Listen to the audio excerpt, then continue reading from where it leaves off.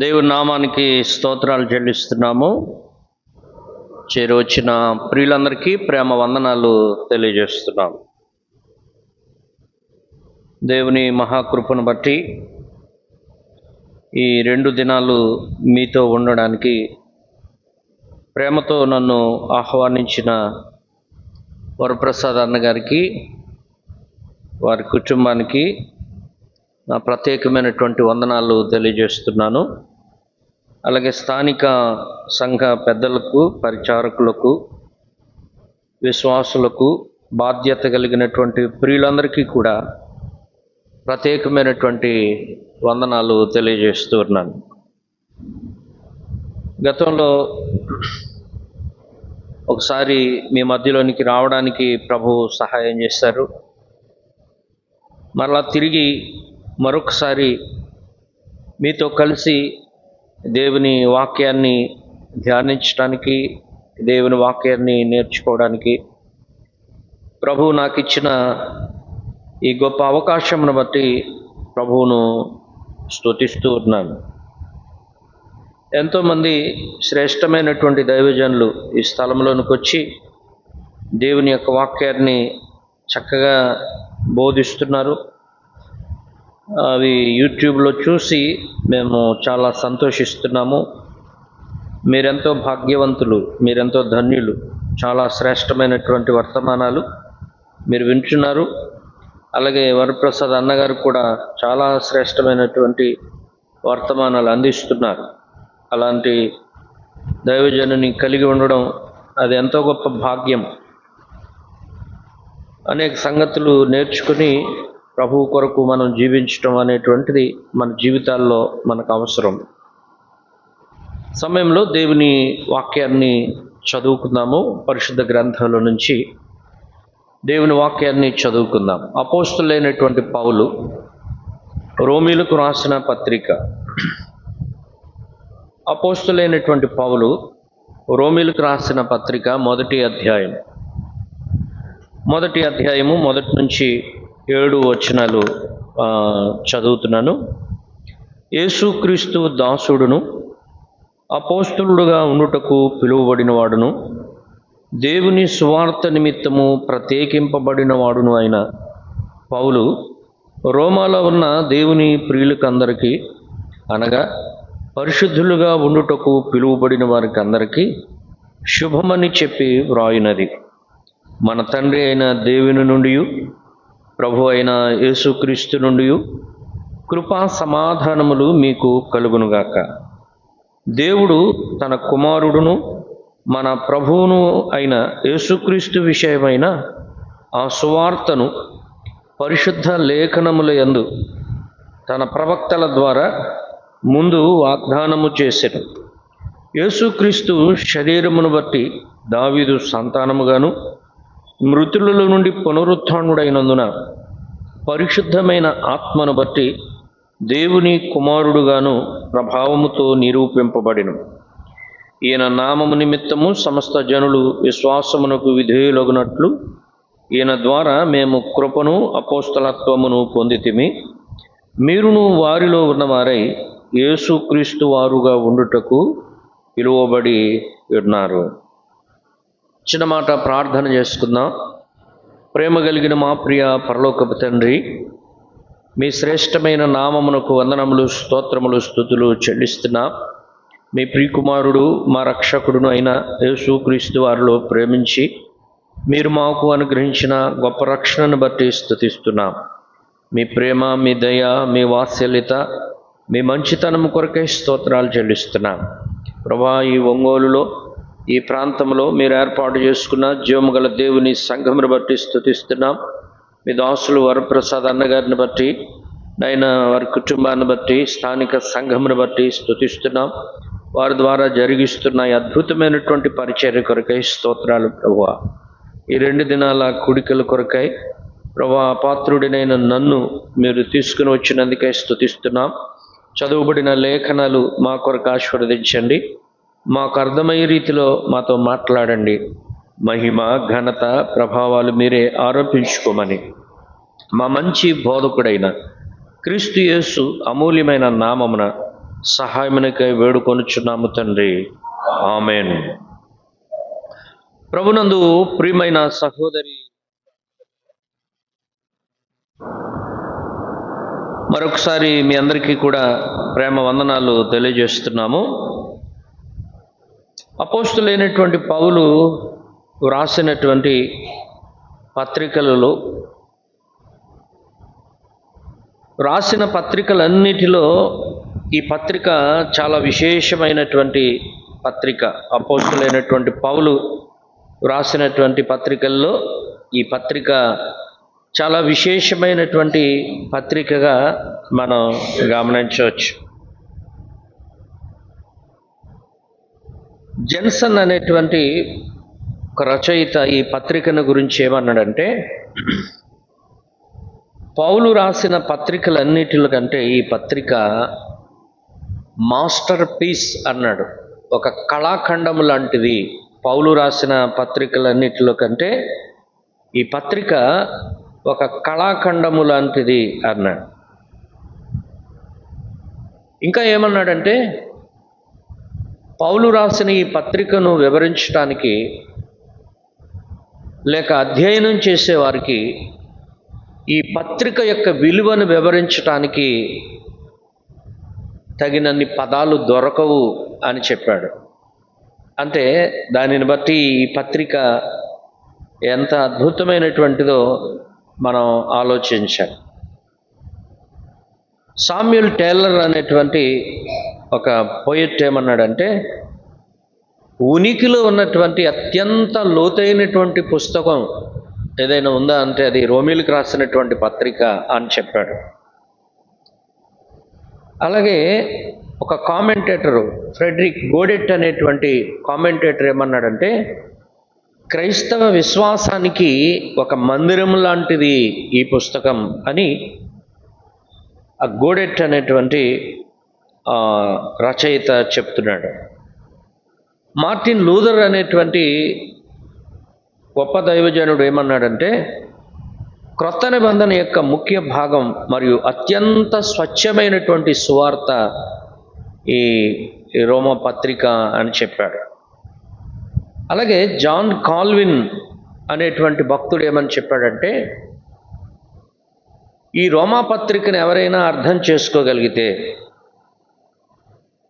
అతడు మొత్తం పరిశుద్ధ గ్రంథంలో ఉన్నటువంటి లేఖనాలన్నిటిని అర్థం చేసుకోవడానికి ఒక తలుపు తెరుచుకున్నట్టే అని జాన్ కాల్విన్ అనేటువంటి భక్తుడు ఈ పత్రికను గురించి చెప్పాడు. మరొక ఆయన ఏమన్నాడంటే, ఈ పత్రిక యొక్క సమగ్రమైనటువంటి అధ్యయనం నిజంగా ఒక వేదాంత విద్యే అన్నాడు. ఒక వేదాంత విద్యను అభ్యసించినట్టే, ఒక కళాశాలకు వెళ్ళి, ఒక యూనివర్సిటీకి వెళ్ళి, ఒక బైబిల్ కాలేజీకి వెళ్ళి వేదాంత విద్యను అభ్యసించినంత జ్ఞానాన్ని ఈ రోమా పత్రిక ద్వారా మనం సంపాదించవచ్చు అన్నాడు.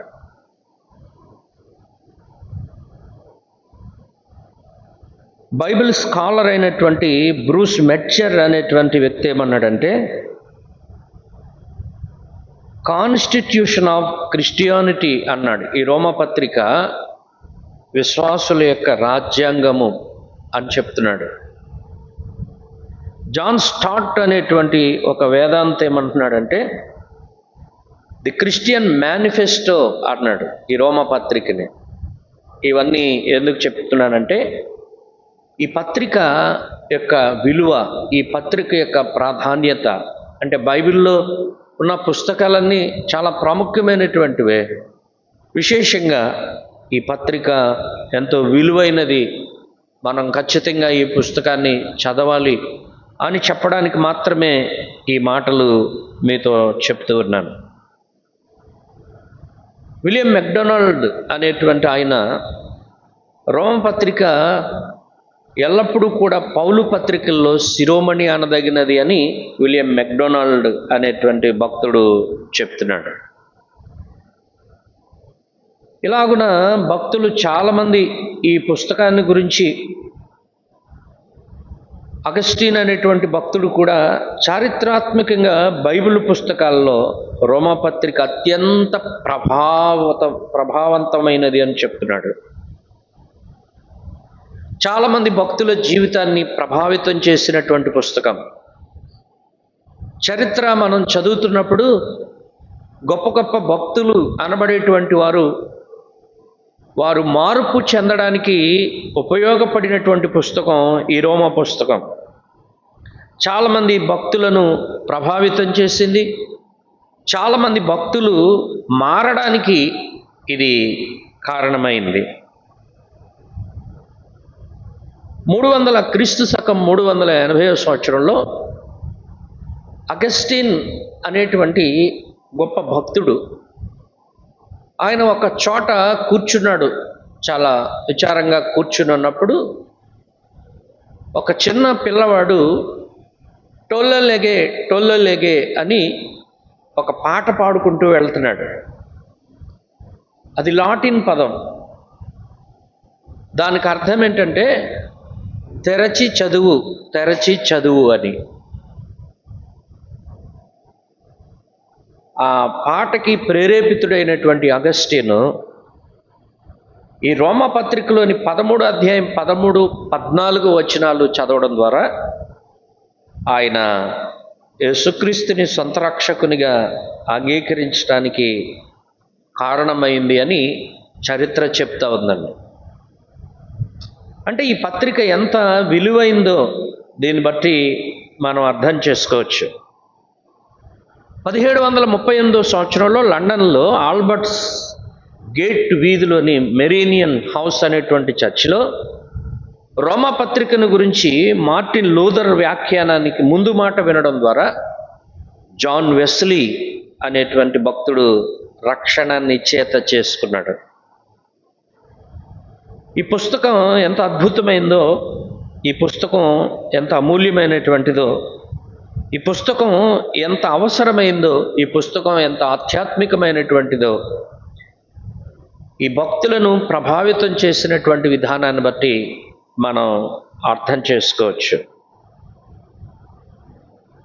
ఈ పత్రికలో ఈ పుస్తకంలో ఉన్నటువంటి విషయాలు మనం ఆలోచన చేస్తే కనుక రోమాపత్రిక 1వ అధ్యాయం అన్యజనులు పాపులు అని చెప్తుంది. రోమాపత్రిక 2వ అధ్యాయము యూదులు పాపులు అని చెప్తుంది. రోమాపత్రిక 3వ అధ్యాయము అందరూ పాపులే అని చెప్తుంది. 4 నుంచి 8 అధ్యాయాల వరకు పాపి ఎలా పరిశుద్ధుడు కాగలడు, లేక ఎలా నీతిమంతుడుగా తీర్చబడగలడు అనే విషయాలు 4వ అధ్యాయం నుంచి 8వ అధ్యాయం వరకు మనం చూస్తాం. ఇంకా 9, 10, 11 అధ్యాయాలు మనం చూస్తే కనుక 9వ అధ్యాయము ఇశ్రాయేలీయుల యొక్క గతాన్ని గురించి తెలియజేస్తుంటే 10వ అధ్యాయము ఇశ్రాయేలీయుల యొక్క వర్తమానం, ప్రజెంట్ వారి సిచ్యువేషన్ ఎలా ఉందో అనేది రోమపత్రిక 10వ అధ్యాయం తెలియజేస్తుంటే ఇశ్రాయేలీయుల యొక్క భవిష్యత్తు ఎలా ఉండబోతుందో అనేది రోమీయులకు రాసిన పత్రిక 11వ అధ్యాయం మనకి తెలియజేస్తుంది. ఇంకా 12 నుంచి 15 అధ్యాయాల వరకు నీతిమంతునిగా తీర్చబడినటువంటి వ్యక్తి లేక పరిశుద్ధుడిగా చేయబడినటువంటి వ్యక్తి దేవుణ్ణి ఎలా మహిమపరచాలి అనే విషయాలు రోమపత్రిక 12వ అధ్యాయం నుంచి 15 అధ్యాయాల వరకు మనం చూస్తాం. ఇంకా 16వ అధ్యాయము వందనాలు, అందరికీ వందనాలు, పౌలు పరిచర్యలో ఎవరెవరు ఎలా సహాయపడ్డారో, ఎలా సహకరించారో అనే విషయాలు 16వ అధ్యాయంలో మనం చూస్తున్నాం. పౌలు రాసినటువంటి పత్రికలు చాలా అద్భుతమైనటువంటి పత్రికలు.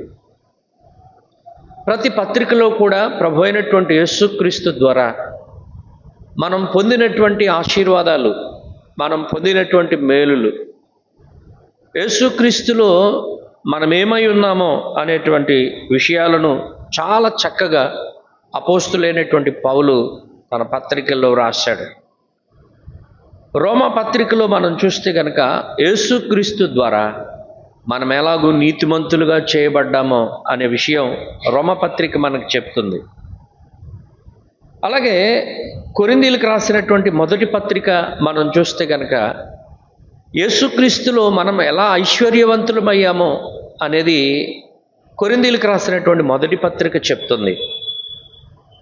కొరింథీయులకు రాసినటువంటి రెండవ పత్రికలో మనం చూస్తే యేసుక్రీస్తులో మనం ఎలా ఆదరించబడుతున్నామో అనేది ఆ రెండవ పత్రిక చెప్తుంది. గలతీయులకు రాసినటువంటి పత్రికలో మనం చదివితే కనుక మనం ఎలాగూ స్వతంత్రులుగా చేయబడ్డాం, యేసుక్రీస్తు ద్వారా మనం ఎలా స్వతంత్రులుగా చేయబడ్డామో అనేది గలతీయులకు రాసినటువంటి పత్రిక మనకి తెలియజేస్తుంది.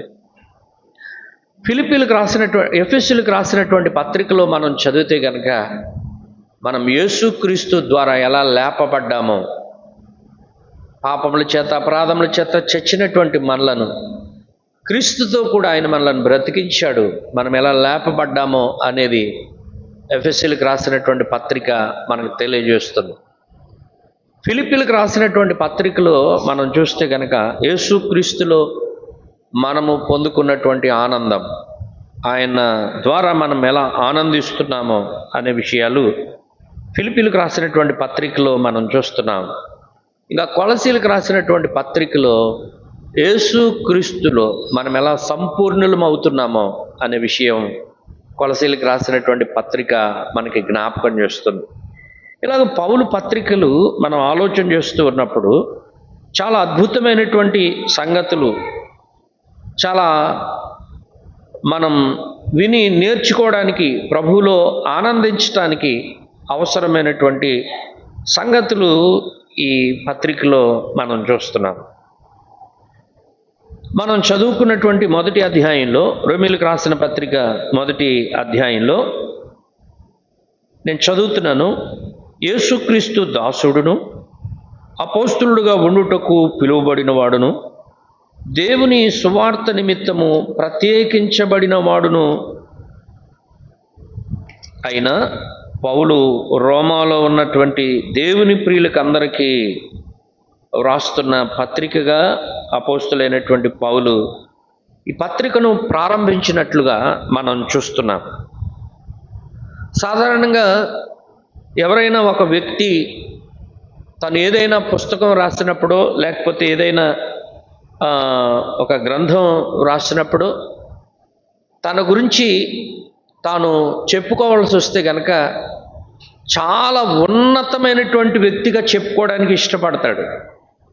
నేను చాలా గొప్ప చదువుకున్నాను, చాలా మంచి కాలేజీలో చదువుకున్నాను అని, అది చాలా పేరు ప్రఖ్యాతులు చెందినటువంటి కాలేజీ అని ఇట్లా చెప్పడానికి చాలామంది వారి పరిచయాన్ని చాలా గంభీరంగా గొప్పగా చెప్పుకుంటారు. కానీ అపోస్తులైనటువంటి పౌలు ఈ పత్రికలో తన గురించి తాను చెప్పుకోవడం ఎలా ప్రారంభించాడో మనం చూస్తే మనకు చాలా ఆశ్చర్యం కలుగుతుంది. మనం చూస్తే కనుక తనను తాను ఎలా పరిచయం చేసుకుంటున్నాడు, నేను అపోస్తులుడును అని అనట్లేదు. ముందు అపోస్తులుడే, కానీ ముందు ఆ పదాన్ని ఉపయోగించకుండా ఈ పత్రికలో యేసుక్రీస్తు దాసుడును అంటున్నాడు. నేను ఎవరిని? పౌలు ఒక భక్తుడు ఏమని రాశాడంటే, పౌలు చెప్పుకోవడానికి ఇష్టపడేటువంటి పదం, పౌలు ఎక్కువగా చెప్పుకోవడానికి ఇష్టపడేటువంటి పదం ఏదైనా ఉందా అని అంటే ఇదే పదం, యేసుక్రీస్తు దాసుడను అని చెప్పుకోవడానికి పౌలు చాలా ఇష్టపడతాడు అని. నిజంగా మన జీవితాల్లో దాసులమని చెప్పుకోవడానికి, యేసుక్రీస్తు దాసులము, మనమెవరం? యేసుక్రీస్తు దాసులం. చాలా బయట పరిస్థితులు మనం చూస్తూ ఉన్నప్పుడు వారి పేరుకు ముందు ఏమేమో రాసుకుంటున్నారు, చాలా చాలా చాలా రాసుకుంటున్నారు. కానీ పౌలు తన పేరుకు ముందు ఏమని రాసుకోవడానికి ఇష్టపడుతున్నాడు? నేను దాసుడను, నేను దాసుడను. యేసుక్రీస్తు దాసుడు అని బైబిల్ గ్రంథంలో దాదాపుగా 7 మంది గురించి, అంటే మనందరం దాసులమే, కానీ బైబిల్ గ్రంథంలో 7 గురించి వారు యేసుక్రీస్తు దాసులుగా వారి పేర్లతో చెప్పబడినట్లుగా మనం చూస్తాం.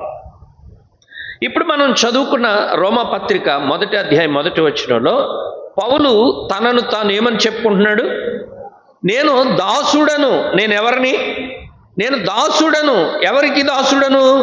నేను యేసుక్రీస్తు దాసుడను అని చెప్పుకుంటున్నాడు. అలాగే పౌలు తిమోతిని గురించి చెబుతూ ఫిలిప్పీలకు రాసినటువంటి పత్రిక 1వ అధ్యాయము 1వ వచనంలో, ఫిలిప్పీలకు రాసిన పత్రిక 1వ అధ్యాయం 1వ వచనంలో అపోస్తలుడైనటువంటి పౌలు ఫిలిప్పీలో ఉన్నటువంటి సంఘానికి పత్రిక రాస్తూ చెప్తున్నాడు, క్రీస్తు యేసు దాసులైన పౌలును తిమోతియును అన్నాడు. అంటే తిమోతి కూడా ఎవరికి దాసుడు? వాస్తవంగా పౌలు ద్వారా యేసుక్రీస్తు ప్రభువును అంగీకరించాడు, పౌలు ద్వారా పరిచర్యలోనికి వచ్చాడు, పౌలు ద్వారా ప్రోత్సహించబడ్డాడు. ఈ తిమోతిని కూడా పౌలు ఏమని చెప్తున్నాడు? నాతో పాటుగా ఈయన కూడా దాసుడు. ఎవరికి? యేసుక్రీస్తుకి దాసుడు. వాస్తవంగా మనం అన్నీ నేర్పితే మనం ఏమని చెప్తాం? వాడు నా శిష్యుడండి కదా, ఇవే కదా మనం చెప్పే మాటలు. కానీ పౌలు తిమోతి యొక్క స్థాయిని ఏమాత్రం తగ్గించకుండా తనతో సమానంగా చెప్పుకోవడానికి ఇష్టపడుతున్నాడు. అదే పౌల్లో ఉన్నటువంటి గొప్పతనం. కాబట్టి ఇక్కడ మనం చూస్తున్నాము, తిమోతి యేసుక్రీస్తు దాసుడుగా చెప్పబడ్డాడు. తర్వాత కొలసీలకు రాసినటువంటి పత్రిక 4వ అధ్యాయము 12వ వచనం. కొలసీలకు రాసిన పత్రిక 4వ అధ్యాయము 12వ వచనం, మీలో ఒకడును క్రీస్తు యేసు దాసుడునైన ఎపఫ్రా అని మనం చదువుతున్నాం. ఎపఫ్రా ఎవరు? యేసుక్రీస్తు దాసుడు అని మనం చదువుతున్నాం. యాకోబు పత్రిక 1వ అధ్యాయం 1వ వచనంలో, యాకోబు పత్రిక 1వ అధ్యాయము 1వ వచనంలో మనం చదివితే, దేవుని యొక్కయు ప్రభు అయిన యేసుక్రీస్తు యొక్కయు దాసుడైన యాకోబు అన్నాడు. ఈ యాకోబు కూడా ఏమని చెప్పుకుంటున్నాడు?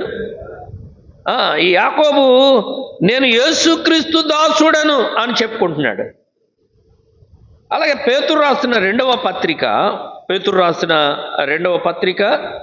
1వ అధ్యాయం 1వ వచనంలో, యేసుక్రీస్తు దాసుడును అపోస్తులుడైన సీమోను పేతురు కూడా ఏమని చెప్పుకుంటున్నాడు? నేను ఎవరిని? నేను దాసుడను, నేను యేసుక్రీస్తు దాసుడను. యూదా పత్రిక 1వ వచనం, 1వ అధ్యాయం 1వ వచనం, యేసుక్రీస్తు దాసుడును యాకోబు సహోదరుడైన యూదా తండ్రి అయిన దేవుని ప్రేమ యందు ప్రేమింపబడి యేసుక్రీస్తునందు భద్రం చేయబడి పిలువబడిన వారికి శుభమని చెప్పి వ్రాయినది. ఇక్కడ ఈ యోధా కూడా ఏమని చెప్పుకుంటున్నాడు? నేను ఎవరికి దాసుడను? నేను యేసుక్రీస్తు దాసుడను. యోహాను ప్రకటన గ్రంథంలో చెప్పుకుంటున్నాడు 1వ వచనంలో, 1వ అధ్యాయం 1వ వచనంలో, యేసుక్రీస్తు తన దాసులకు కనపరచుటకు దేవుడు ఆయనకు అనుగ్రహించిన ప్రత్యక్షత. ఈ సంగతులు త్వరలో సంభవింపనై ఉన్నవి. ఆయన తన దూత ద్వారా వర్తమానము పంపి తన దాసుడైన యోహానుకు వాటిని సూచించేను అని మనం చదువుతున్నాం. కాబట్టి కొంతమంది పేర్లతో వారు యేసుక్రీస్తు దాసులు, వారికి ఎన్నో ఆధిక్యతలున్నాయి, వారికి ఎన్నో ప్రత్యేకతలున్నా ప్రియులరా, వారు యేసుక్రీస్తు దాసులుగా ఉండడానికి ఇష్టపడ్డారు. వారు ఎవరికి దాసులుగా ఉండడానికి ఇష్టపడ్డారు? యేసుక్రీస్తు దాసులుగా ఉండడానికి ఇష్టపడ్డారు. ఈ దాసుడు అనేటువంటి పదం గ్రీకులో డ్యూలాస్ అనేటువంటి పదం ఉపయోగించబడింది. గ్రీకులో దాసుడు అనే దానికి డ్యూలాస్ అనేటువంటి పదం ఉపయోగించబడింది. దీని అర్థం ఏంటంటే బానిస, ధర చెల్లించి కొన్నటువంటి బానిస అని అర్థం అన్నమాట. ఇంకా మనం చెప్పాలంటే తన సొంత ఉద్దేశం ఏమీ లేకుండా సంపూర్ణంగా తన యజమాని యొక్క ఉద్దేశ ప్రకారం పనిచేసేవాడు లేక సేవ చేసేవాడు అని అర్థం అన్నమాట. ఈ మాటకు అర్థం యేసుక్రీస్తు దాసుడు అంటే అర్థం ఏంటి? మనం కూడా చాలాసార్లు పెట్టుకుంటాం కదా, దీనదాసుడు, ఇంకా ఏదో దాసుడు అని పెట్టుకుంటున్నాం మనం. కానీ దీని అర్థం ఏంటంటే, గ్రీకులో దీనికి ఉన్నటువంటి భావం ఏంటంటే, తన సొంత ఉద్దేశంతో కాకుండా సంపూర్ణంగా తన యజమానిని చిత్త ప్రకారం పనిచేసేవాడే నిజమైనటువంటి దాసుడు అని దాని భావం అన్నమాట. ఈ పదం క్రొత్త నిబంధనలో దాదాపుగా 120 సార్లకు పైగానే ఉపయోగించబడింది ఈ దాసుడు అనేటువంటి పదం. అంటే మనం మన ఇష్ట ప్రకారం కాకుండా దేవుని ఇష్ట ప్రకారం పనిచేసేటువంటి దాసులుగా, ఆయనకి ఇష్టమైనటువంటి దాసులుగా మనం ఉండాలని దేవుని యొక్క వాక్యం మనకు సెలవిస్తూ ఉంది. ప్రియులారా, బైబిల్ గ్రంథంలో మనం చూస్తే రకరకాల దాసులు మనకు కనబడుతున్నారు. రోమపత్రిక 6వ అధ్యాయం 16వ వచనంలో పాపమునకు దాసులు అని వ్రాయబడింది. రోమపత్రిక 16వ అధ్యాయము 18వ వచనంలో కడుపుకు దాసులు అని వ్రాయబడింది. గలతీయులకు రాసిన పత్రిక 4వ అధ్యాయం 3వ వచనంలో మూల పాఠములకు దాసులు అని వ్రాయబడింది. అంటే రక్షించబడి కూడా ఇంకా సంపూర్ణమైనటువంటి భక్తి విశ్వాసాలు కలిగి లేనటువంటి, దేవునికి సంపూర్ణంగా లోబడినటువంటి పరిస్థితి, అలాంటి వాటికి దాసులుగా ఉన్నటువంటి వారు ఉన్నారు. 4:8లో దేవుడు కాని వారికి దాసులుగా ఉన్నారు. మత్తయి సువార్త 6:24లో సిరికి దాసులు అన్నాడు. తీతు పత్రిక 3:3లో నానా విధములైనటువంటి దురాశలకు భోగములకు దాసులు అన్నాడు. పేతురు రాసిన 2వ పత్రిక 2:19లో భ్రష్టత్వమునకు దాసులు అన్నాడు. ఈ దాసత్వం అనేటువంటిది మంచిది కాదు. ఇవన్నీ ఇప్పుడు మనం చెప్పుకున్నవి ఏమి మంచివి కాదు.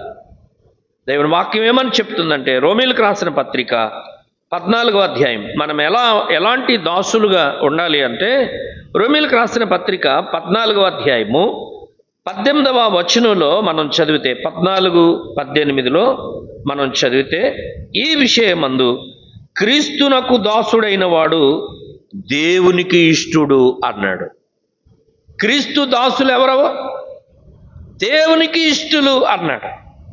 ఇందాక మనం చదువుకున్న జాబితాలో పాపానికి దాసులు, భ్రష్టత్వానికి దాసులు, దేవుడు కాని వారికి దాసులు, వారు దేవునికి ఇష్టులు కాదు. వారు అలాంటి దాస్యములో ఉన్నటువంటి వారు దేవునికి ఇష్టులు కారండి ప్రియులారా. అలాంటి దాస్యత్వంలో ఉన్నటువంటి మానవుణ్ణి విడిపించటానికి యేసుక్రీస్తు ప్రభువు దేవుడు దాసునిగా ఈ లోకంలోనికి దిగివచ్చాడు అని ఫిలిప్పీలకు రాసిన పత్రిక 2వ అధ్యాయంలో మనం చదువుతున్నాం.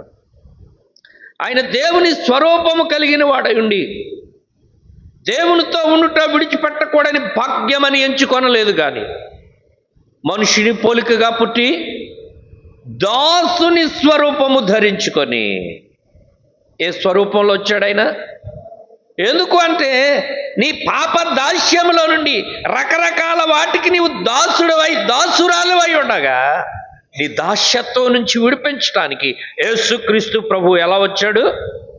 ఆయన దాసునిగా ఈ లోకంలోనికి దిగి వచ్చినట్లుగా పరిశుద్ధ గ్రంథంలో మనం చూస్తూ ఉన్నాం. ప్రభునందు ప్రియమైనటువంటి దేవుని పిల్లలరా, అపోస్తులైనటువంటి పౌలు ఒకప్పుడు నేను వీటికి దాసుడినే, కానీ వాటి నుంచి ప్రభువు నన్ను విడిపించాడు. ఇప్పుడు నేను ఎవరి దాసుడిని అంటున్నాడు? నేను యేసుక్రీస్తు దాసుడను. నీవు నేను కూడా ఒకప్పుడు దాసులమే, పాపానికి దాసులమే. కానీ ప్రభు ఏం చేశాడు? మనలను ఆ దాస్యము నుండి మనలను విడిపించాడు. ఆ దాస్యం నుండి ఏం చేశాడు? మనలను విడిపించాడు, మనలను స్వతంత్రులుగా చేశాడు. గలతీ పత్రిక మనకి జ్ఞాపకం చేస్తుంది. దేవుడు మిమ్మల్ని విడిపించాడు, దాస్యమైనటువంటి కాడి నుంచి విడిపించాడు. మీరు మరలా ఆ దాస్యం అనేటువంటి కాడి క్రింద చిక్కుకోవద్దు అన్నాడు. దేవుని పిల్లలంగా మనం, దాసులుగా చేయబడినటువంటి మనం ఈ ఊపిరి పోయే వరకు కూడా ఆయనకు దాసులుగానే జీవించాలి, కానీ మరలా పాపం అనేటువంటి దాస్యములో చిక్కుకోవద్దు అని అపోస్తులైనటువంటి పౌలు గలతీలో ఉన్నటువంటి సంఘానికి రాస్తూ 5వ అధ్యాయము 1వ వచనంలో జ్ఞాపకం చేస్తూ ఉన్నాడు. కాబట్టి ప్రియులరా, ఆయన మన కొరకు దిగి వచ్చాడు. తన స్థాయిని, తన స్థానాన్ని ఆయన తగ్గించుకున్నాడు.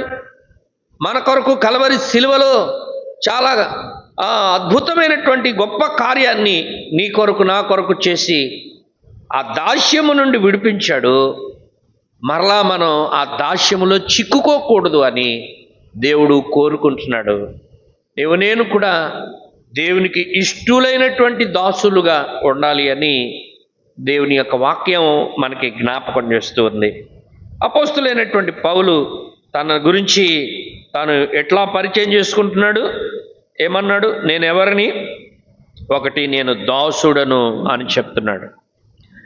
రెండవదిగా మనం చూస్తే గనక, ఒకటి నేను దాసుడను, రెండవది అపోస్తులుడను అంటున్నాడు. నేను ఎవరిని?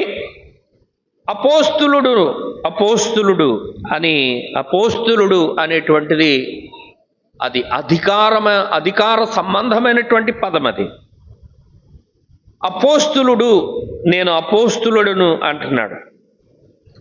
బైబిల్ గ్రంథంలో మనం చూస్తే గనక అపోస్తులుడుగా, అసలు అపోస్తులుడు అనేటువంటి మాటకు అర్థం ఏంటంటే, అపోస్టోలోస్ అనేటువంటి గ్రీకు పదానికి అర్థం ఏంటంటే వన్ సెంట్ అవుట్, పంపబడినటువంటి వాడు, బయటకు పంపబడినటువంటి వాడు అని అర్థం. ప్రియులరా, ఒక దూతగా లేక ఒక రాయబారిగా యేసుక్రీస్తు ద్వారా సువార్త ప్రకటించడానికి, సంఘాలు స్థాపించడానికి యేసుక్రీస్తు ద్వారా పంపబడినటువంటి వాడు అపోస్తులుడు అని పరిశుద్ధ గ్రంథం జ్ఞాపకం చేస్తుంది. రెండవదిగా 12 మందితో పాటుగా యేసుక్రీస్తు యొక్క మరణము, ఆయన పునరుత్థానాన్ని చూచినటువంటి వారు ఐ విట్నెస్ అంటారు. అంటే ప్రత్యక్ష సాక్షులు అని అర్థం అన్నమాట. లూకా సువార్త 6వ అధ్యాయములో మనం చదివితే యేసుక్రీస్తు అక్కడ 12 మందిని ఆయన ఏర్పాటు చేసుకున్నట్టుగా మనం చూస్తాం. 6వ అధ్యాయము 13వ వచనంలో మనం చదివితే, ఉదయమైనప్పుడు ఆయన తన శిష్యులను పిలిచి వారిలో 12 మందిని ఏర్పరిచి వారికి అపోస్తులులు అను పేరు పెట్టెను అని మనం చదువుతున్నాం. ఒకటి, ప్రభువే నేరుగా వీరిని అపాయింట్ చేసుకున్నారు, నియమించారు, అపోస్తులుగా ఉండడానికి నియమించినట్లుగా మనం చూస్తున్నాం. ఇంకా రెండవది, అపోస్తులుడు అనడానికి రెండవ అర్హత ఏంటి అనంటే, అపోస్తుల కార్యముల గ్రంథము 1వ అధ్యాయము, అపోస్తుల కార్యముల గ్రంథము 1వ అధ్యాయము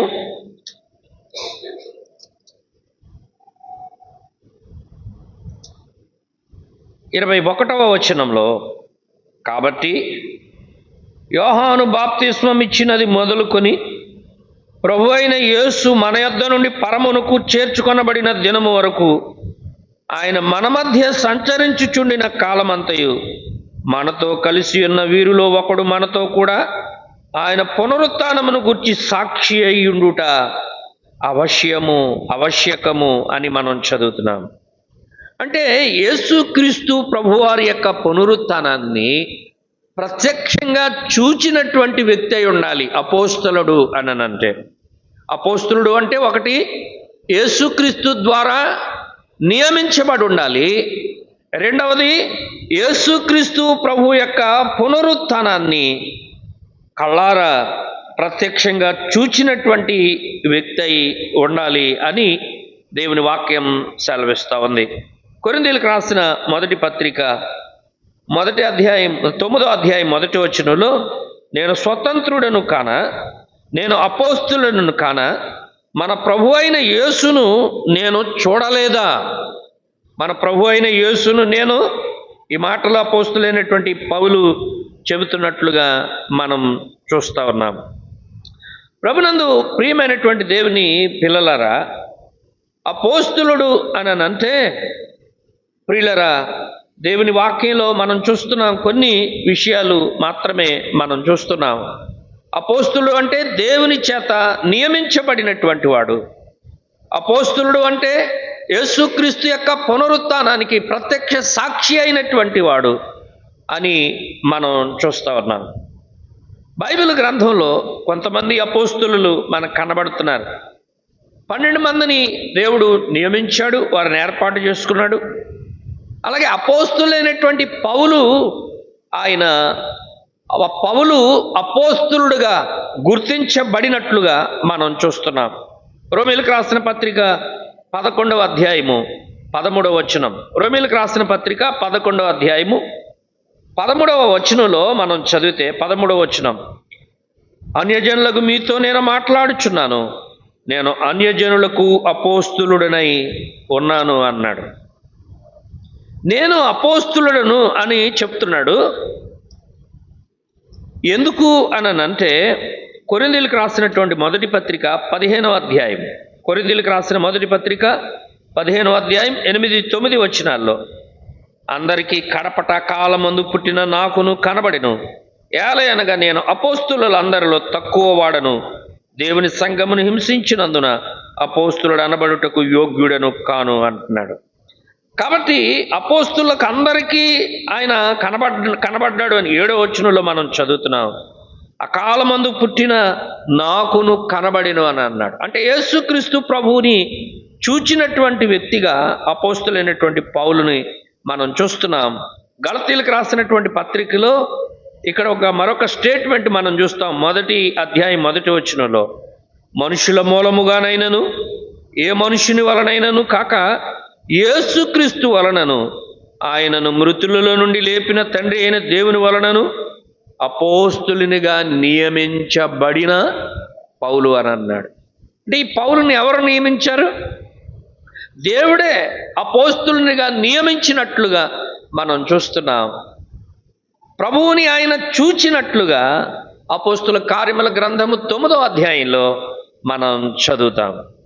ఆ తర్వాత బర్నబా, మత్తీయ అపోస్తుల కార్యముల గ్రంథం 1వ అధ్యాయంలో ఇస్కరియోతు స్థానంలో, యూదా ఇస్కరియోతు చనిపోయినప్పుడు ఆయన స్థానంలో మత్తీయను మరి అపోస్తులునిగా ఎన్నుకున్నట్టుగా, ఏర్పాటు చేసుకున్నట్టుగా మనం అపోస్తుల కార్యముల గ్రంథం 1వ అధ్యాయంలో మనం చూస్తాము 25-26 వచనాల్లో.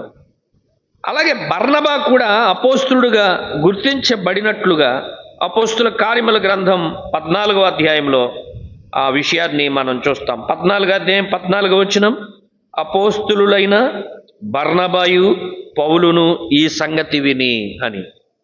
అంటే బర్నబా కూడా అపోస్తులుడుగా గుర్తించబడినట్లుగా మనం చూస్తున్నాం. యేసుక్రీస్తు సహోదరుడైనటువంటి యాకోబు కూడా అపోస్తులుడుగా గుర్తించబడినట్లు గలతీయులకు రాసిన పత్రిక 1వ అధ్యాయము 19వ వచనంలో మనము చూస్తూ ఉన్నాం.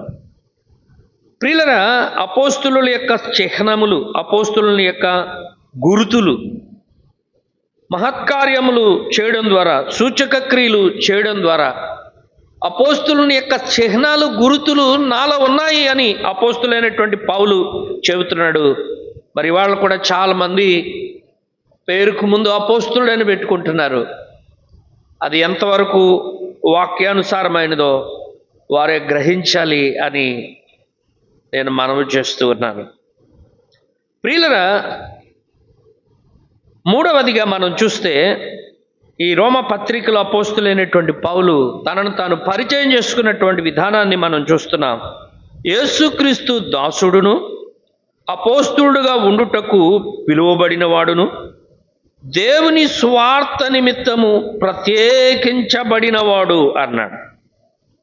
అపోస్తులైనటువంటి పౌలు ప్రత్యేకించబడినటువంటి వాడు అని ఈ పత్రికలో మనం గమనిస్తూ ఉన్నాం.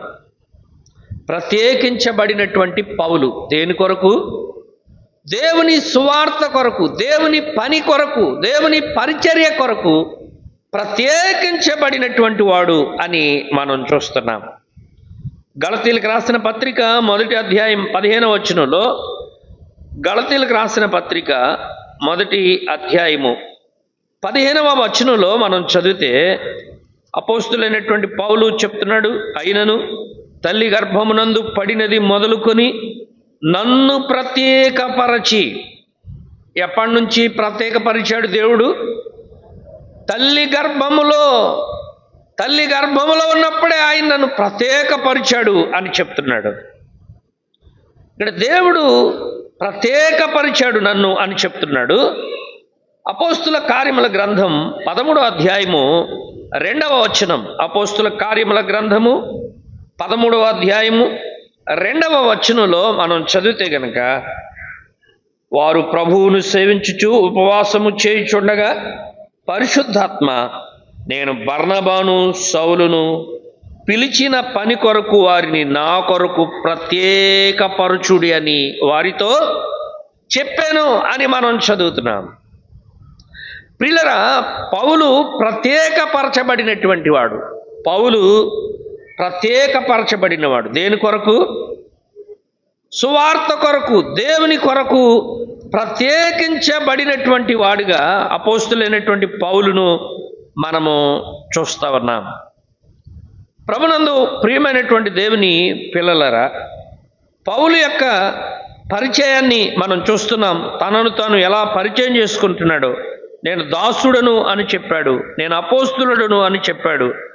దేవుడు నన్ను తన పరిచర్య కొరకు నియమించాడు, ప్రత్యేకించుకున్నాడు అని అపోస్తులైనటువంటి పౌలు చెప్తున్నట్లుగా మనం చూస్తున్నాం. ఇంకా రెండవదిగా మనం చూస్తే, అపోస్తులైనటువంటి పౌలు ఈ రోమా పత్రికలో ఆయన ఆ సంఘాన్ని గురించి ఆయన చెప్తున్నటువంటి మాటలు మనం చూస్తున్నాం. ఈ సంఘాన్ని పౌలు స్థాపించలేదు, ఈ సంఘాన్ని పౌలు దర్శించలేదు. ఆ సంఘాన్ని దర్శించాలి అని అనుకుంటున్నాడు ఆయన. 3వ మిషనరీ ప్రయాణంలో ఉన్నప్పుడు కొరింథీలో నుండి ఈ పత్రిక వ్రాసినట్లుగా చరిత్ర మనకి చెప్తూ ఉంది. వీరిని ఎప్పుడు చూడలేదు కానీ, ఈ సంఘాన్ని ఆయన స్థాపించలేదు కానీ, వారిని గురించి ఆయన విన్నప్పుడు, ఆ సంఘం యొక్క పరిస్థితులు విన్నప్పుడు, ఆ సంఘాన్ని గురించి పౌలు చెప్తున్నటువంటి మాటలు, వారిని ఎలా అడ్రస్ చేస్తున్నాడో మనం చూస్తున్నాం. చూడండి. మొదటి అధ్యాయంలో దేవుని ప్రియులకందరికీ అంటున్నాడు. ఆ సంఘాన్ని ఏమని చెప్తున్నాడు? మా సంఘాన్ని ఏమని చెప్తున్నాడు? ఏమని పిలుస్తున్నాడు? ప్రియులు అంటున్నాడు. రెండవదిగా మనం చూస్తే పరిశుద్ధులు అంటున్నాడు. ఏమంటున్నాడండి? వారిని ఏమని పిలుస్తున్నాడు? ఒకటి ప్రియులు అన్నాడు, రెండవది పరిశుద్ధులు అంటున్నాడండి. రెండవది ఏమంటున్నాడు? పరిశుద్ధులు అంటున్నాడు. మూడవదిగా మనం చూస్తే కనుక 7వ వచనం చివరిలో మనం చదివితే, యేసుక్రీస్తు వారుగా ఉండుటకు పిలువబడి ఉన్నారు అని అన్నాడు. మీరెవరు? మీరు యేసుక్రీస్తు వారుగా ఉండడానికి పిలువబడిన వారు. You belongs to Jesus Christ. కాబట్టి వారిని 3 విధాలుగా ఆయన సంబోధిస్తున్నాడు. వారిని ప్రియులు అన్నాడు, వారిని పరిశుద్ధులు అన్నాడు, వారిని యేసుక్రీస్తు వారుగా ఉండడానికి పిలువబడిన వారు అని చెప్తున్నట్లుగా మనం చూస్తూ ఉన్నాం. ప్రియులరా, దేవుడు వారిని పిలిచాడు. దేవుడు వారిని ఏం చేశాడు? వారిని పిలిచాడు. ఎందుకు పిలిచాడు? ఒకటి, ప్రియులుగా ఉండాలని. రెండవది, పరిశుద్ధులుగా ఉండాలని. మూడవది, యేసుక్రీస్తు వారిగా ఉండాలని ఆయన పిలిచాడు. పిల్లరా, దేవుడు నిన్ను నన్ను కూడా అందుకే పిలిచాడు. మనం ఆయన వారముగా ఉండాలని, ఆయనకు చెందిన వారంగా ఉండాలని, ఆయన పిల్లలమై ఉండాలని ఆయన మనలను పిలిచాడు. ఆయన పిలుపు ఎంత అద్భుతమైనటువంటి పిలుపు! ఆయన పిలుపు ఎంత గంభీరమైనటువంటి పిలుపు అండి ప్రియులరా. దేవుడు మనలను పిలుస్తున్నాడు. దేవుడు మనలను ఏం చేస్తున్నాడు? దేవుడు మనలను పిలుస్తున్నాడు. ఆనాడు వారిని పిలిచాడు, ఈనాడు నిన్ను నన్ను పిలుస్తున్నట్లుగా మనం చూస్తున్నాము. దేవుని పిలుపు అది ఎలాంటి పిలుపు? వారిని పిలిచాడు. రోమాలో ఉన్నటువంటి సంఘాన్ని పిలిచాడు. ఎలా ఉండాలని? ఒకటి, ప్రియులుగా ఉండాలని. రెండవది, పరిశుద్ధులుగా ఉండాలని. మూడవది, యేసుక్రీస్తు వారిగా, ఆయనకు చెందినటువంటి వారుగా ఉండాలి అని ఆయన వారిని పిలిచాడు. ఆయన పిలుపు ఎలాంటిదో మనం చూస్తే గనక తిమోతికి రాసినటువంటి 2వ పత్రిక, దేవుని పిలుపు అది ఎలాంటి పిలుపు అంటే తిమోతికి రాసిన 2వ పత్రిక 1వ అధ్యాయం 10వ వచనం. 1వ అధ్యాయం 10వ వచనం, మన క్రియలను బట్టి కాక తన స్వకీయ సంకల్పమును బట్టి అనాది కాలముననే క్రీస్తు యేసునందు మనకు అనుగ్రహింపబడినది, క్రీస్తు యేసును మన రక్షకుని ప్రత్యక్షత వలన బయలుపరచబడినదియునైన తన కృపను బట్టి మనలను రక్షించి పరిశుద్ధమైన పిలుపుతో మనలను పిలిచెను అన్నాడు. దేవుని పిలుపు ఎలాంటిది? అది పరిశుద్ధమైనటువంటి పిలుపు. పరిశుద్ధమైన పిలుపు. ఇంగ్లీష్లో హోలీ కాల్ అని ఉంది. హోలీ కాల్. ఆయన పిలుపు పరిశుద్ధమైనటువంటి పిలుపు. రెండవదిగా మనం చూస్తే ఫిలిప్పీలకు రాసిన పత్రిక 3వ అధ్యాయము 14వ వచనం. ఫిలిప్పీలకు రాసిన పత్రిక 3వ అధ్యాయం 14వ వచనం, క్రీస్తు యేసునందు దేవుని ఉన్నతమైన పిలుపునకు కలుగు బహుమానము పొందవలనని గురి వద్దకే పరిగెత్తుచున్నాను అన్నాడు. దేవుని పిలుపు ఎలాంటిది అంటే అది పరిశుద్ధమైన పిలుపు. రెండవది, అది ఉన్నతమైన పిలుపు అని మనం చదువుతున్నాం. That is Holi call, that is high call. ఉన్నతమైన పిలుపు. అలాంటి పిలుపు ఈ ప్రపంచంలో ఇంకా ఏది లేదు. మూడవదిగా ఆయన పిలుపు ఎలాంటిది అని అంటే హెబ్రీలకు రాసిన పత్రిక 3వ అధ్యాయము 1వ వచనం. హెబ్రీలకు రాసిన పత్రిక 3వ అధ్యాయము 1వ వచనంలో మనం చదివితే గనక 3వ అధ్యాయం 1వ వచనం, ఇందువలన పరలోక సంబంధమైన పిలుపులో పాలు పొందిన పరిశుద్ధ సహోదరులారా. ఆయన పిలుపు పరిశుద్ధమైన పిలుపు. ఆయన పిలుపు ఉన్నతమైన పిలుపు. ఆయన పిలుపు పరలోక సంబంధమైన పిలుపు. It's holy call, it's high call, it is heavenly call. ఇది పరలోక సంబంధమైనటువంటి పిలుపు. ఆయన నిన్ను పిలుస్తున్నాడు. ఆయన నిన్ను పిలుస్తున్నాడు. పిలిచినవాడు ఎలాంటి వాడు అంటే, పిలిచినవాడు ఎలాంటి వాడు? పేతురు రాసిన 1వ పత్రిక 1వ అధ్యాయం.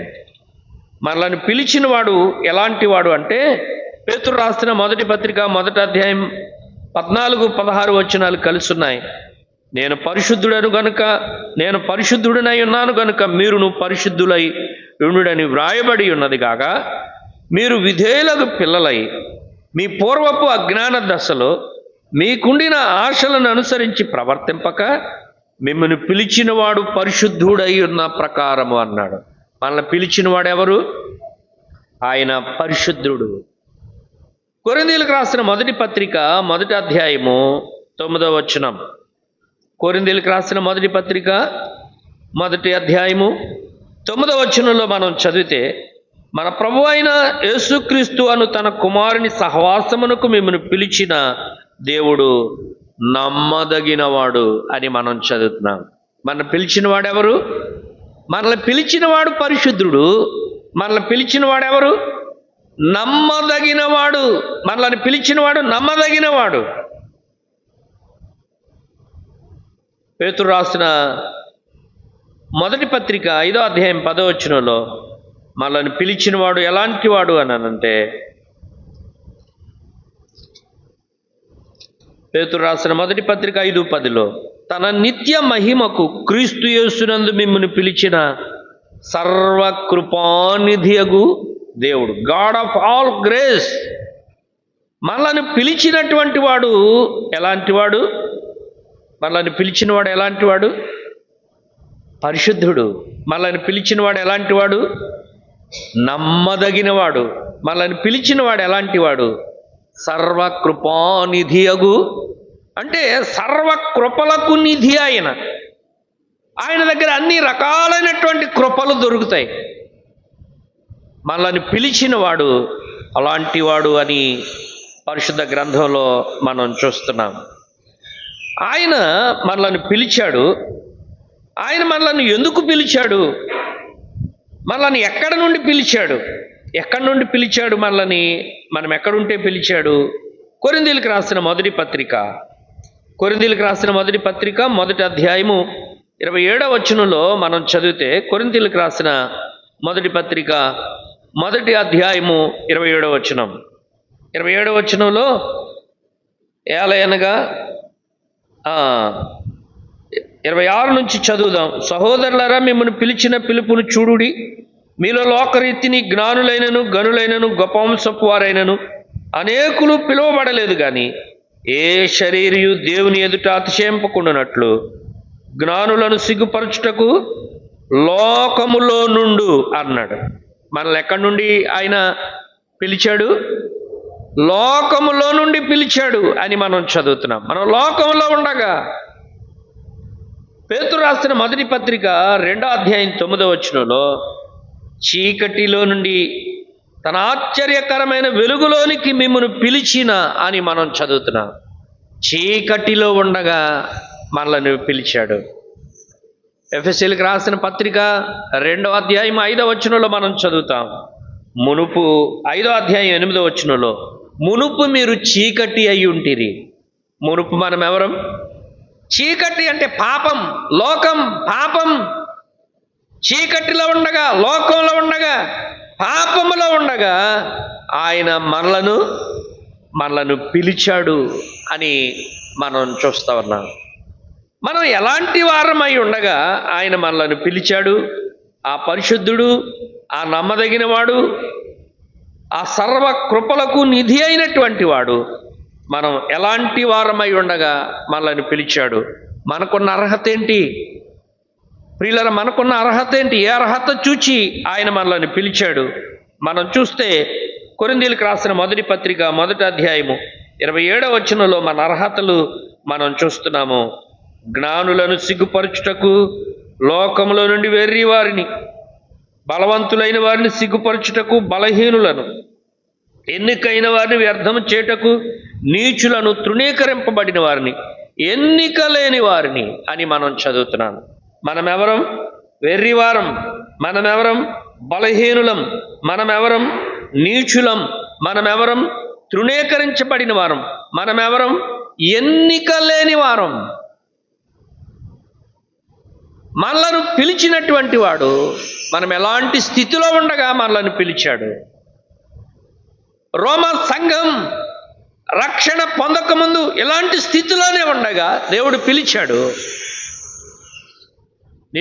నీవు నేను కూడా ఎలాంటి స్థితిలో ఉండగా, వెర్రివారమై ఉండగా, బలహీనమై ఉండగా, నీచులమై ఉండగా, తృణీకరింపబడిన వారమై, ఎన్నిక లేని వారం, ఏ అర్హత లేనటువంటి వారం. ప్రియులు, మనం అనుకుంటున్నాం నాకు చాలా అర్హతలు ఉన్నాయి, నేను చాలా యోగ్యుడను, నేను చాలా యోగ్యురాలని అని మనం అనుకుంటున్నాం. కానీ దేవుని వాక్యం సెలవిస్తూ ఉంది, ప్రియులరా, మనం బలహీనులమై ఉండగా, మనం వెర్రివారమై ఉండగా, నీచులమై ఉండగా, తృణీకరింపబడిన వారమై, ఎన్నిక లేని వారమై ఉండగా దేవుడు మనల్ని పిలిచాడు అని మనం చూస్తున్నాం. చాలాసార్లు మనం అనుకుంటాం మన చదువుని బట్టో, మనకున్న డబ్బును బట్టో, మనకున్న అధికారాన్ని బట్టో నేను చాలా అర్హతలు కలిగిన వ్యక్తిని అని మనం అనుకుంటున్నాం. కానీ దేవుని వాక్యపు వెలుగులో మనం ఎలాంటి వారమో మన స్థితి చాలా స్పష్టంగా మనకి అర్థమవుతా ఉంది. కాబట్టి ప్రభునందు ప్రియమైనటువంటి సహోదరి సహోదరులరా, ఇక్కడ మనం చూస్తున్నాం అపోస్తులైనటువంటి పౌలు ఈ పత్రికలో ఆయన తనను తాను దాసుడుగా చెప్పుకున్నాడు, అపోస్తులుడుగా చెప్పుకున్నాడు. సువార్త కొరకు ప్రత్యేకించబడినటువంటి వ్యక్తిగా తనను తాను పరిచయం చేసుకున్నాడు. 3 విషయాలు చెప్పుకున్నాడు తన గురించి. అలాగే ఆ సంఘాన్ని గురించి కూడా 3 విషయాలు చెప్తున్నాడు. వారు ప్రియులు అన్నాడు, వారు పరిశుద్ధులు అన్నాడు, వారు యేసుక్రీస్తు వారు దేవునికి క్రీస్తుకు చెందినటువంటి వారు అని వారిని గురించి చెబుతూ వారు పిలువబడ్డారు అని చెప్పాడు. ప్రియులరా, ఆ పిలుపు యొక్క స్థితిని మనం చూస్తున్నాం. దేవుని పిలుపు ఎలాంటిదో మనం చూచాం, పిలిచిన వాడు ఎలాంటి వాడో మనం చూచాం, ఎక్కడ నుండి మనల్ని పిలిచాడో మనల్ని చూచాం, ఎలాంటి స్థితిలో ఉండగా ఆయన మనల్ని పిలిచాడో మనం చూసాం. ఆయన ఎందుకు పిలిచాడో అనేది మనము నెక్స్ట్ సెషన్లో మనం వినే ప్రయత్నం మనం చేద్దాం. ఆయన పిలుస్తూ ఉండగా ఆయన పిలుపుని నిర్లక్ష్యం చేయకండి. ఆయన పిలుపుకు లోబడండి. ఆయన పిలుపును అంగీకరించండి. అంగీకరిస్తే మనకు ఆశీర్వాదం ఉన్నది, మనకు దీవెన ఉన్నది, పరలోక భాగ్యం ఉన్నది. దేవుడి మాటలు మన కొరకు దీవించునుగాక. ఆమెన్. ప్రార్థన చేసుకుందాం. ప్రేమ కలిగిన మా ప్రియ పరలోకపు తండ్రి, మీ శ్రేష్టమైన నామమునకు వందనములు, స్తోత్రములు, స్తుతులు చెల్లిస్తున్నాం. రోమీయులకు రాసిన పత్రికలో నుంచి మీరు అందించిన కొన్ని తలంపుల కొరకే స్తోత్రాలు ప్రభువా. ఇంకా మీ వాక్యాన్ని లోతుగా నేర్చుకొని ధ్యానించి ఆత్మీయంగా మేలు పొందడానికి కృప అనుగ్రహించమని తదుపరి సెషన్లో మీరు మాకు సహాయపడుదురని క్రీస్తు సమూల్యమైన నామమున ప్రార్థించుచున్నాము తండ్రి. ఆమెన్. అందరికీ వందనాలండి.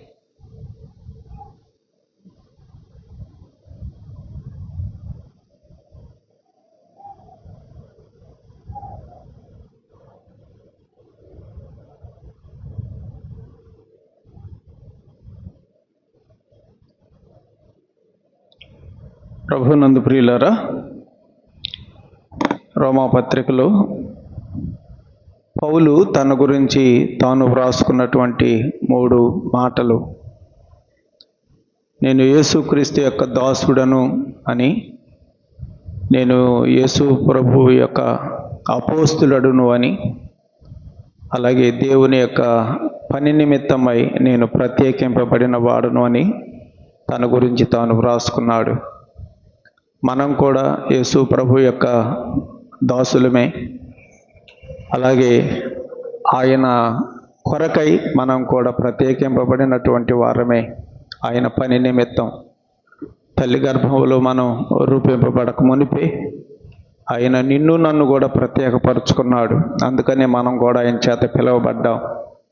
లోకంలో ఉన్నటువంటి మనల్ని, చీకటిలో ఉన్నటువంటి మనల్ని ఆయన తన సన్నిధికి మనల్ని పిలిచాడు. ఆయన పని చేయడానికి పిలిచాడు. అది మనం కూడా ఎరిగి పౌలులాగా జీవించటం మంచిది. అంతేకాదు, రోమాలో ఉన్న ఆ దేవుని పిల్లలను కూడా ఆయన 3 మాటలు వారి గురించి కూడా వ్రాసిన సందర్భాన్ని మనం జ్ఞాపకం చేసుకున్నాం. వారు పరిశుద్ధులుగా ఉండటానికి, దేవునికి ప్రియులుగా, అలాగే ఆయన యొక్క పరిచర్య కొరకై ప్రత్యేకించబడినటువంటి వారుగా వారు కూడా 3 పదాలతో వారిని కూడా సంబోధించాడు. కాబట్టి ప్రియులారా, ఆయన వారుగా ఉండటానికి పిలువబడ్డారు. కాబట్టి ప్రభు నిన్ను నన్ను కూడా పిలిచాడు. పిలిచిన దేవుడు సర్వకృపానిధి యగు దేవుడని, ఆయన పరిశుద్ధుడని, ఆయన దేనికి పనికిరానటువంటి ఎన్నిక లేని తృణీకరింపబడిన మనల్ని ఆయన పిలిచాడని, పాపంలో ఉన్న మనల్ని పిలిచాడని మనం కూడా ఎరిగి ఆ పిలిచిన ప్రభువుకి మనల్ని మనం నమ్మకంగా అప్పగించుకుని జీవించడం మంచిది. ఆయన ఎందుకొరకు పిలిచాడు అనేది మనం తదుపరి వర్తమానంలో వింటాము అని దేవుని దాసులు చెప్పారు. మరి ఈ తలంపులు అందించినటువంటి దేవుని దాసులకు వందనాలు చెల్లిస్తూ ఉన్నాం. మరి మరల మనం 11:30 గంటలకల్లా రెండవ వర్తమానాన్ని వింటాం. అందరికి కూడా క్రింద టీ ఉన్నాయి, అందరూ క్రిందకి వెళ్ళి టీ తీసుకొని మరలా పైకి చేరండి. తర్వాత రెండవ వర్తమానాన్ని కూడా మనం విందాం. చిన్న ప్రార్థన చేసి కిందకి వెళ్దాం. పరిశుద్ధుడు అయిన తండ్రి, మీ దాసుని బలపరిచి మొదటి వర్తమానంలో అయ్యా మరి మేము ఎలాంటి వారమో, ఎలాంటి స్థితిలో ఉండగా నీవు మమ్మల్ని పిలిచావో, పిలిచినటువంటి నీవు ఎంత గొప్ప దేవుడవో మేము గ్రహించి మిమ్మల్ని బాగా స్తుతిస్తూ ఉన్నాం, కొనియాడుతున్నాం. మమ్మలను నీవారుగా చేసుకోవటానికి, మమ్మలను పరిశుద్ధులనుగా చేయటానికి మమ్మల్ని పిలిచిన దేవా నీకు స్తోత్రములు చెల్లిస్తున్నాం. మీ దాసుని ద్వారా మరి తదుపరి వర్తమానంలో కూడా బలపరచి మాతో మాట్లాడి మాకందరికీ క్షేమాభివృద్ధిని మీరు కలుగు చేయమని ప్రార్థన చేస్తున్నాం. చేరువచ్చిన సంఘం అంతటిని బట్టి మీకు స్తోత్రములు చెల్లిస్తూ మహిమా ఘనత ప్రభావాలు మీకే చెల్లించుకుంటూ మా ప్రభువైన యేసుక్రీస్తు నామమున కృతజ్ఞతలు సమర్పించి వేడుకొనుచున్నాము తండ్రి, ఆమేన్. అందరికీ క్రింద టీ ఉన్నాయి, టీ తాగి మరల పైకి రావాలని మనవి చేస్తున్నాం.